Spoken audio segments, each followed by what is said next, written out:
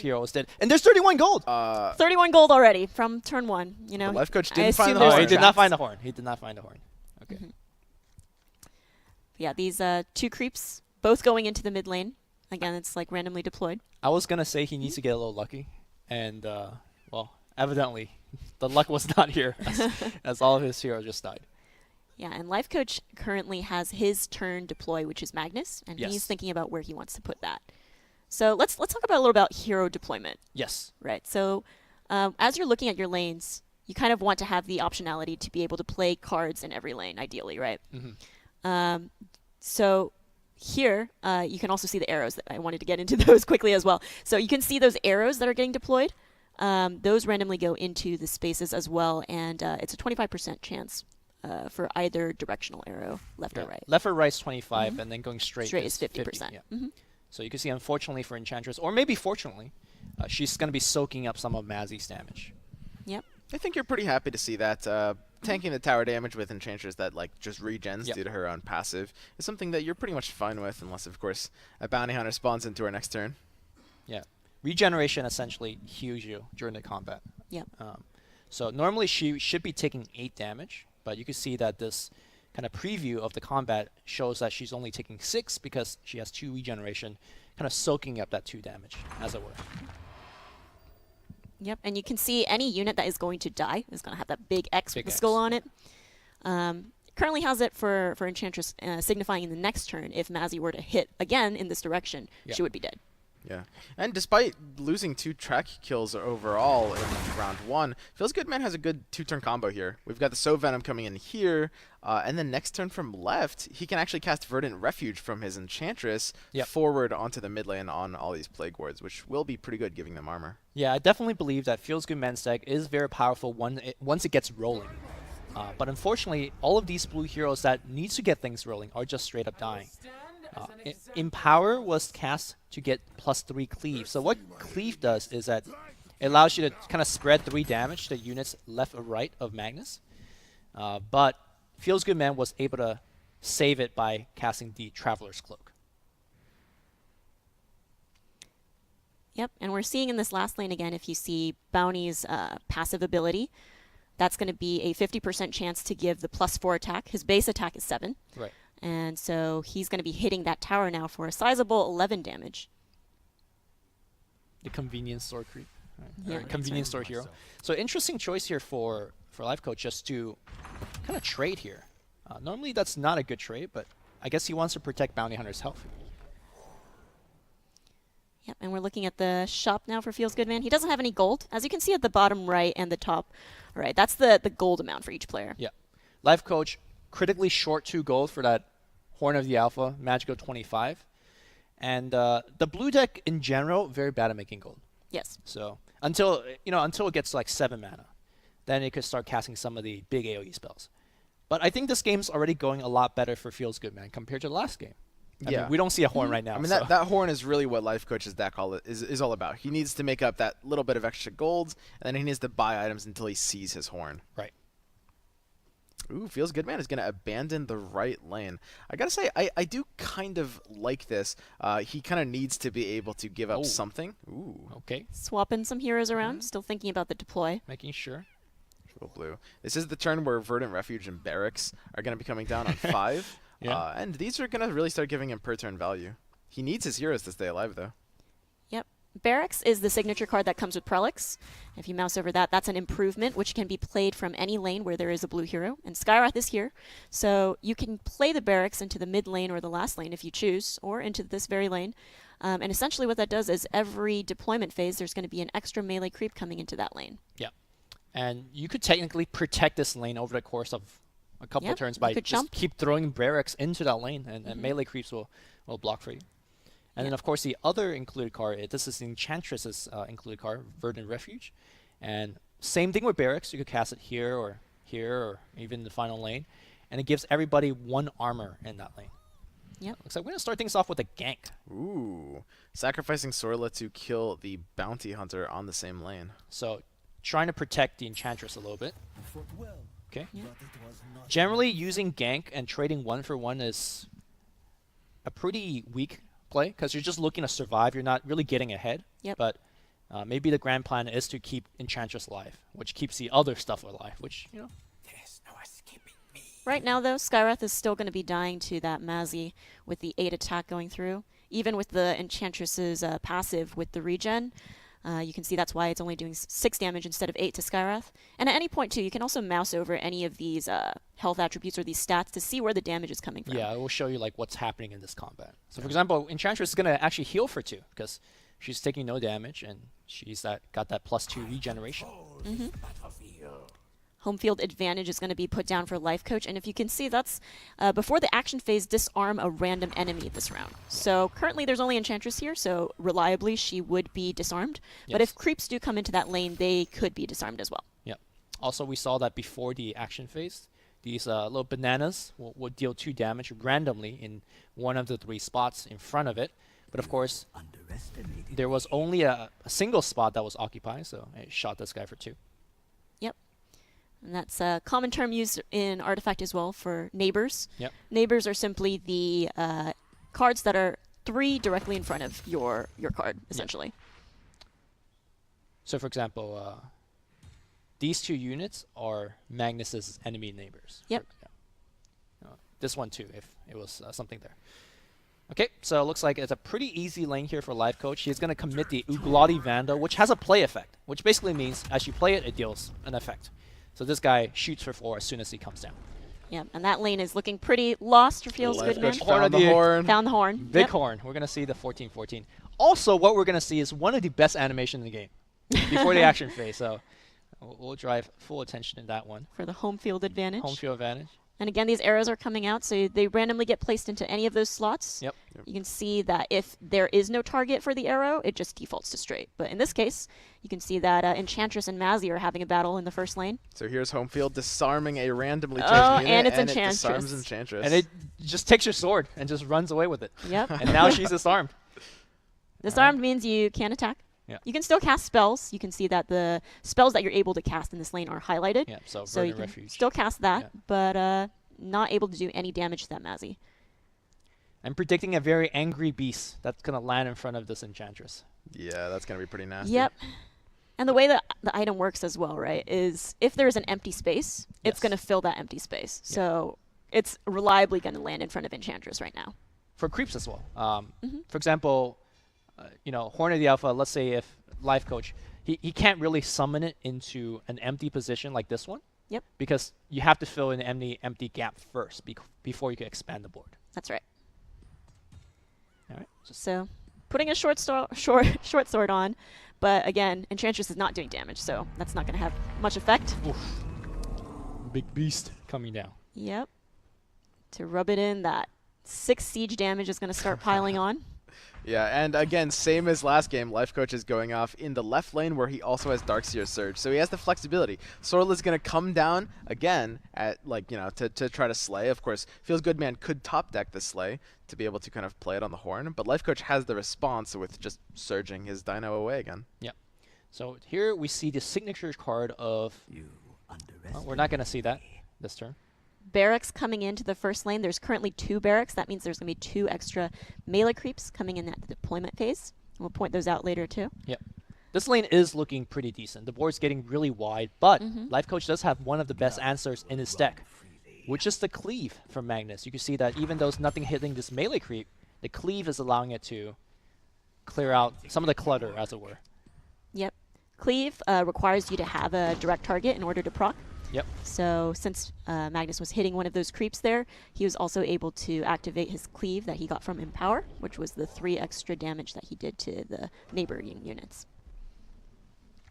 All right. So as you can see, that lane, 3 extra creeps there because of the, 2 extra for the barracks, but one of the 2 random creeps got deployed there as well. And FeelsGoodMan is just really looking to defend that first tower since that last lane is already popped. Now Lifecoach only needs to take 1 more tower of these 2 in order to win. Yeah, Barracks is actually a pretty powerful card if the game goes long enough, because you're essentially generating infinite value eventually, right? These guys are giving you free creeps, but Yeah. I don't think the game's going to go that long. Ooh, and there is Wow. the Slay top deck. Okay. Yeah. So we have the same exact situation happening because we have initiative here on Lifecoach's end. He can play outside of Slay by surging the Dino away just like he did last game. Yeah, surging it to the mid lane seems like a very reasonable choice, but maybe he's thinking about casting some of the other cards that are perhaps more important. We'll see. Yep, and that home field advantage happened to take out that or disarm that one creep that was hitting the tower. Yeah, home field advantage very bad against when you have a really wide army Yeah. because creeps essentially will take that disarm more often than the hero taking the disarm. That's right. And still that 6 damage is coming through from the Thunderhide Alpha right now. So Lifecoach opting to draw a card first, and as you guys were kind of watching, each player alternate in between action. So now Lifecoach casts the Potion of Knowledge, where lets him draw a card, and now the ability to Slay is going to come right down. And all of a sudden, the blocker blocking Sorla Khan is gone, and she is going to be able to hit the tower.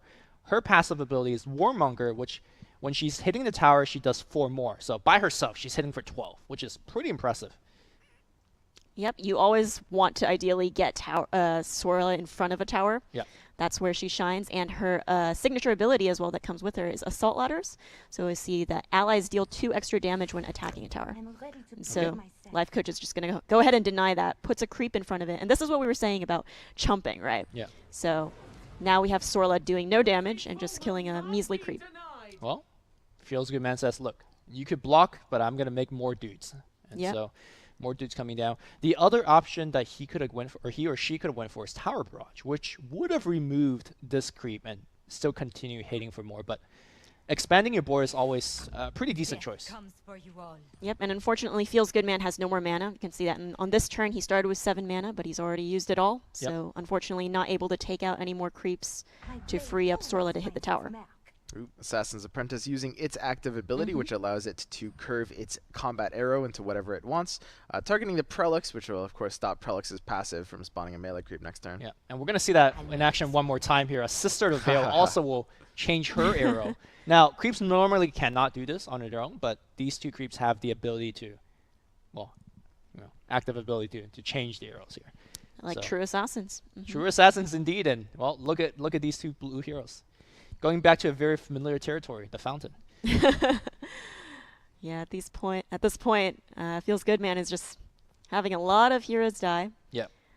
And with only Enchantress coming out in the next turn, it's going to look pretty tough for him to defend this first lane where Another big alpha is coming Yeah. down in the next turn. So just to kind of put things in context, you could normally cast this alpha for 8 mana. This Yep. just gets you for free, like every other turn. Well, That's 25 gold, well, and yeah, then for free. Free, yeah. But you don't have to draft and put this card in your deck and all that stuff. So Heart of the Alpha is one of the real deal, as it were, for this game. Yep. And currently, Venno is going to be dying to that cleave. As you can see, Yep. Magnus is hitting that Venno ward in front of him. But he has 3 cleave, and Venno currently has just 1 armor point. And that's the middle stat, which I'm not sure, maybe we should cover that as well. Yeah, sure. The stats on all of these cards, right? As you can see, the left one is the attack. That middle one is armor. And so armor mitigates any incoming damage unless it's piercing. Yeah, so if you have 1 armor, then it blocks 1 damage. Yep. And this lane is just, where Lifecoach can just keep going, keep hitting that tower. As you can see, it's the exposed ancient, so it started at 80 health. And if he chooses, he could win in that lane as well. Yeah, the idea of the Ancient is it kind of gives Lifecoach inevitability, right? Like, even if FeelsGoodMan can indefinitely stall mid and left, he will have to eventually win one of the lanes because that Bounty Hunter on Lifecoach's right lane is just plinking away at that Ancient every turn. Yeah, it will take a couple more turns before Bounty Hunter will eventually seal the deal. Yes. I think Lifecoach is still looking to win in the first couple of lanes here, especially the Horny Alpha active is now back. And are there going to be any slays drawn here for FeelsGoodMan? Because he needs slays to essentially stay alive. Yep. They won't escape me. So the home field advantage, just disarming that creep there. And what do we have in FeelsGoodMan's hand? Well, he can cast a Can Thunder cast his Hide. own. Yeah. And it will go face. Yes. Because there's no... I think he needs to start going face Okay. to have any chance of taking down a second tower, or sorry, his first tower. That second tower is at 20 health, but he's got a pretty wide lane there. But yeah, he's got 8 mana. He could play the Thunderhide. So at this point, for FeelsGoodMan to be able to win the game, he needs to be able to take both left and mid tower, since he's not really even playing for right. So he's got to deal, 25 more damage. Ooh, yeah. Yeah, so Tyler Estate Sensor comes down, and now that's active is, well, you have one less mana. So now we're locked out of playing Dunderhide, which there's still some very good play in the hand of FeelsGoodMan. For example, he could play the Assault Ladder from this lane onto the middle lane and suddenly start pressuring the tower a little bit at least. Yep. Assault Obviously, ladders. you could also just kind of develop more creeps here as well. Okay, It's gonna go. Divine Intervention saves all of these creeps here. This makes them immune to damage, so you can see that they're all going to be staying alive. Yeah, I'm a big fan of this Divine Intervention. It really helps him put out a much bigger threat in the next lane. But Lifecoach only needs to deal 15 additional damage to this left tower to be able to win the game. It's important to take On top of that, everything has now got that modification of +3 health with the Rumusk Blessing. So now they're very tanky creeps and heroes, which is going to be very hard for FeelsGoodMan to kill. Lifecoach thinking about his play. He still has the Darkseer active up, which is what he used last time to move the dinosaur to a different lane. He's keeping enough cooldown for now, but he might be using this. He's considering it at this point, which of these heroes he might want to move to a different lane.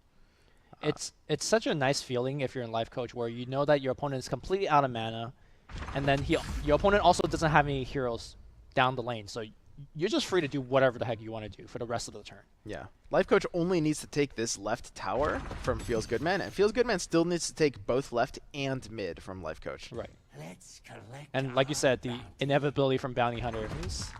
It puts the game on a timer. Yeah. Yep. Last, the Ancient on the right is now at 46 health. Helm of the Dominator, That's very good answer if you have 19 gold, but he's got 3, so... Yeah. Helm of the Dominator would let him just take that Thunderhide Alpha from Lifecoach and have it on his side. That being said, the triple deployment is pretty strong. FeelsGoodMan is going to have to win mid lane, I think, this turn. Deploying 2 heroes left might be a bit of an overcommitment, because even if he can maybe kill the left tower at the same time, if he, if Lifecoach wins on the left side on that second turn, it will represent a tie. Yep. Yeah, draws Still are has- possible in this game. Just thinking about putting Veno mid. Okay. I do believe that FeelsGoodMan can take the middle tower if he commits an Assault Ladder. Yes. Yes. I think so. And that's what he's going to need to do. He definitely wants to take that this turn. You got the tower healths. I mean, FeelsGoodMan is down to 15, and that -6, you can see that Dino is just doing 6 every turn. It's unanswered. And this is actually the only lane that he can play that Assault Ladders from. Again, with that, the choice of having the 1 splash and a black hero, pretty much you have no other chance to cast the Assault Ladders. I think that one thing we might see develop this turn is Lifecoach waiting for FeelsGoodMan to run out of mana. And then the grazing And shot. the Grazing Shot, which Yeah. deals 2 damage, which clearly kind of removes this blocker and you could get in for 14. But that's kind of Still not lethal. Yeah. not lethal, but... As But, Louis mentioned, it's important to wait until FeelsGoodMan runs out of mana, because if you do the Grazing Shot first, then FeelsGoodMan can then play either So Venom or Dimensional Portal right after that and block that 1 slot on the board. Right. So right now, 4 mana left here, and if you're FeelsGoodMan, you're behind, so you need to keep casting Exactly. stuff, right? Yeah. So And now, out of mana completely, are we going to see that Grazing Shot to open up for 14 damage? We're going to start with the Potion of Knowledge. Lifecoach knows there's no pressure for him to play anything, and if he draws a second thing that gives him lethal potential, Okay. he might have it. Cut down the Book of the Dead here. Only 1 creep had died, and Book of the Dead is an item that he equipped onto Bounty Hunter. Yes. Must fend off the wolves. Any more plays here from Lifecoach? He essentially could play as many cards as he wants here, if he has a mana for it, because now his opponent really don't have any ability to act anymore. Yep. Okay. Yep. Draw a There's the Potion of card. Knowledge. Another Serial No Reinforcement. lethal on that. That's really good for the middle lane as well. If you're in this position on Lifecoach, you're basically just playing very carefully. You want to play around your lose condition when you're kind of this far dominantly ahead, yeah. Yeah, exactly. So Lifecoach may just not really bother taking the Grazing Shot. He could do it if he wants to push 8 additional damage. But he might go for the Divine Intervention. Yeah, I instead. like that a lot more as well. Kind of just protect your board. There's a lot of things on his side that's dying. Like, for example, Darkseer's dying, this creep is dying, these 2 things are dying. And Divine Intervention will protect all of that. But no, he's going to go for the much more aggressive play. 14 to the face, leaving FeelsGoodMan at 1. Immediately. Putting steel and reinforcements here, because he does know that FeelsGoodMan has to win 2 lanes, right? Yes. And Yes. that mid lane is probably his potentially strongest right now, and FeelsGoodMan is going to go ahead and concede. Yeah, he sees where he's at in that game, Yeah. just like last one. Yeah. So turns out the deck is really good when you get Horn out on turn Yeah. 5 Yeah. every game.